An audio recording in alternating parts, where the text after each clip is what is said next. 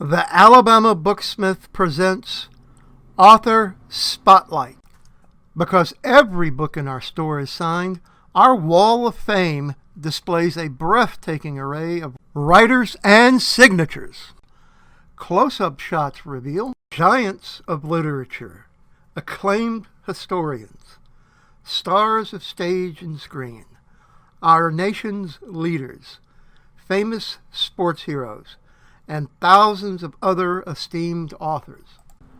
Today's Wall of Fame guest is Patti Callahan, who will discuss her new book, Once Upon a Wardrobe. And here is Patti Callahan with our host, Jake Reese. Welcome, Patti Callahan. We appreciate your taking time away from what I know is a crazy schedule. I'm so happy to be here, always.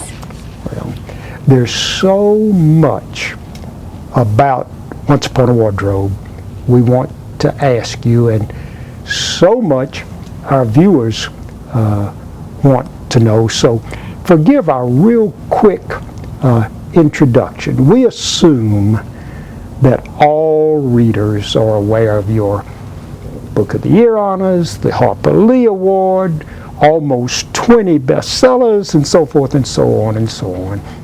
We'll mention a few other bio notes later, but let's talk wardrobe. I love talking wardrobe.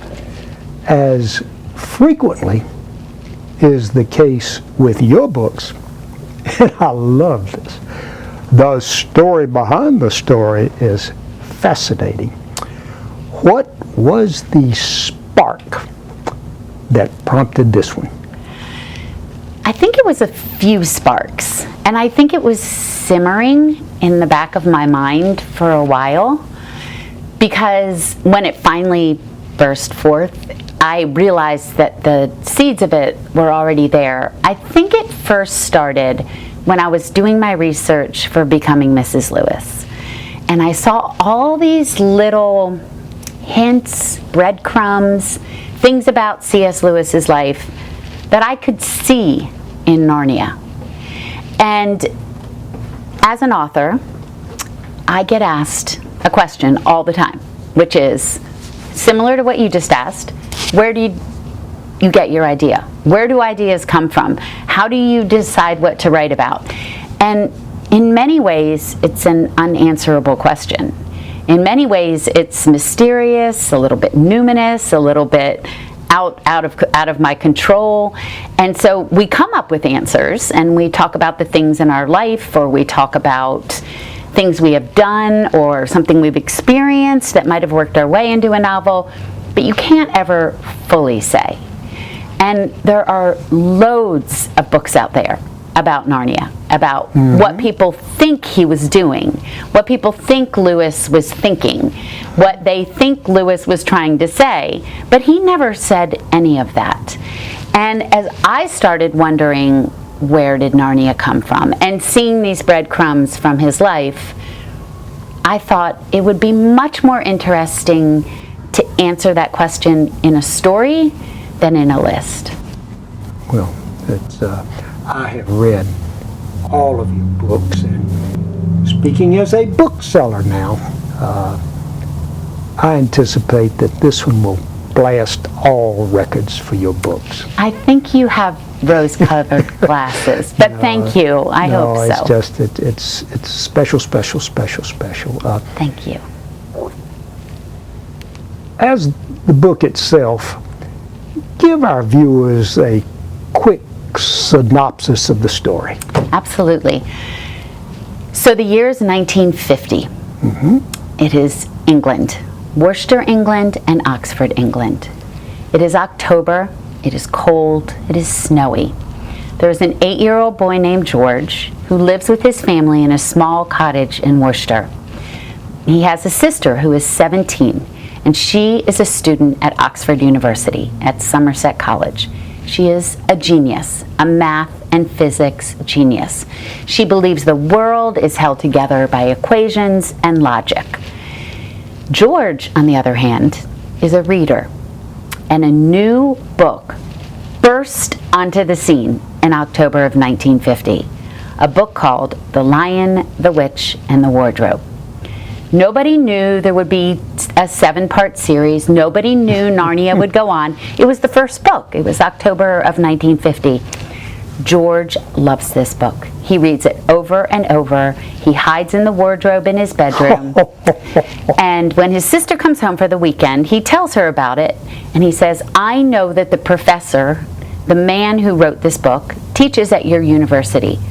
I want you to find him, and I want you to ask him, where did Narnia come from? She says, no, it's just imagination. It's just a story. No, that's silly and embarrassing, and I won't do it. But then she reads the book with him, and she does track down C.S. Lewis and ask him, where did Narnia come from? And he doesn't answer her, but he does give her stories. Stories of his life, stories that are dark and light and good and bad and evil, and stories of his own sorrows, and her brother and she go on an amazing adventure together. That's what it's about. I guess I could have said it in Where Did Narnia Come From, and that was it. But. No. I realize real men don't cry, but that's not true. I have a confession. There were several passages in this incredible story where I needed a second handkerchief. Oh, I love it. Is it bad that I'm glad I made you cry? No, and so this will not be a turnoff. All those tears, almost all those tears, were tears of joy. Good. I'm glad to hear it. While your writing in Once Upon a Wardrobe was mesmerizing. Oh, thank you. One of my favorite lines in the book. Ooh, I can't wait to hear. Was not written by Patti Callahan. Oh. C.S. Lewis's stepson, Douglas Grisham, inserted a note in what he calls an amazing book. I know, wasn't that kind of him? And he also says, the book is magic and moves me. Oh. It meant a lot to me what he thought of it, not only because I need permission from the C.S. Lewis estate, but because, he's a friend now. After writing about a novel about his mother, I wanted to make sure that before I did anything with this story, that he was okay with it. And thankfully, he loves it. Well, while we're on that subject, to quote C.S. Lewis's stepson again, he said, Once Upon a Wardrobe will help guide us through the difficulties of sorrow, unquote. And while it is a book for all seasons, it is absolutely one of the most perfect Christmas gifts we've ever had in the store. Good.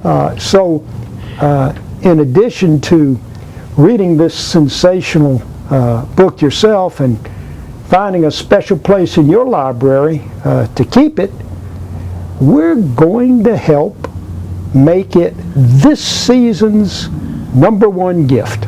The go-to gift. The go-to Christmas gift. We have created so beautiful. a lovely wrap that Let me see. matches the cover. Let's hold up the cover. Let's hold up the cover.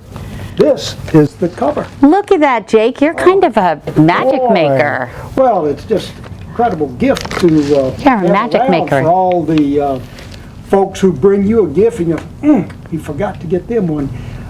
In addition to the wrap, I love this. We have a special Christmas card that also matches the cover. And put your glasses on. I want you to see it. This. And would you please, you got your glasses on? I can see now. Would you read that Christmas card that comes with every book? Oh, look how beautiful. So you're going to wrap it for them and give them a card to give it with. You betcha. And there'll be signed amazing. first editions. Okay. Is it going to make me cry when I read it? I hope so. Okay. Because I have makeup I'll on. tell you, well, and you've read the book, so it will mean more to you than the person Okay. at first. Once upon a wardrobe, not very long ago, and not very far away. That's awesome. A Christmas story just for you with warm cheer and a joyous tear. How perfect is that? And you even have the lion in there. What a great idea. When This is awesome. when the recipient of this gift reads the book, that card will There you and go. more. That's awesome. We can never invite Patti Callahan to visit without a shout out to Friends in Fiction. Ah, Aha! Every Wednesday evening at 7 o'clock Eastern Time, 6 o'clock in this neck of the woods, the Fab Five hit the airways. yeah. And that's Mary Kay Andrews, Kristen Harmel, Christy Woodson Harvey, and Mary Alice Monroe join Patti for huge events. Big time authors. Well, they're all big time authors, but they bring in other big time authors, and they do events at America's great bookstores. It's a general fun night for all, and as I Yep. told you in your last visit, I am a regular viewer and a big fan of Friends in Fiction. So, as soon as this show is over and we're winding down, go to their Facebook page, Friends in Fiction, and join up and see the details. If you read books, you will love this. And it has a YouTube channel too. So if you missed the live show, all of the shows are on the Friends in Fiction YouTube channel. And I think tonight's show is number 78. Oh, We have interviewed at least 70 authors. From Delia Owens to Kristen Hanna to William Dee Count Owens, now, what Crugen. was the name of that book she wrote? Something about a dad, something, yeah. It's still number one. I Where the know. Crawdads Sing Sing. is what we're talking about. Yeah. And these are the kind of folks these big-time writers interview. Patti, let's make plans to get together in 10 years. 10, okay. Oh, I want to say I told you so. Okay. What are you going to tell me? When Once Upon a Wardrobe outsells Dickens' Christmas Carol and Truman Capote's Christmas Memory as the nation's #1 Christmas gift. A little hyperbole, but I'll take it. Thank you, Jake. And you may purchase signed first editions of Once Upon a Wardrobe and a whole bunch of extra gift books to have for those folks who drop by Christmas at alabamabooksmith.com.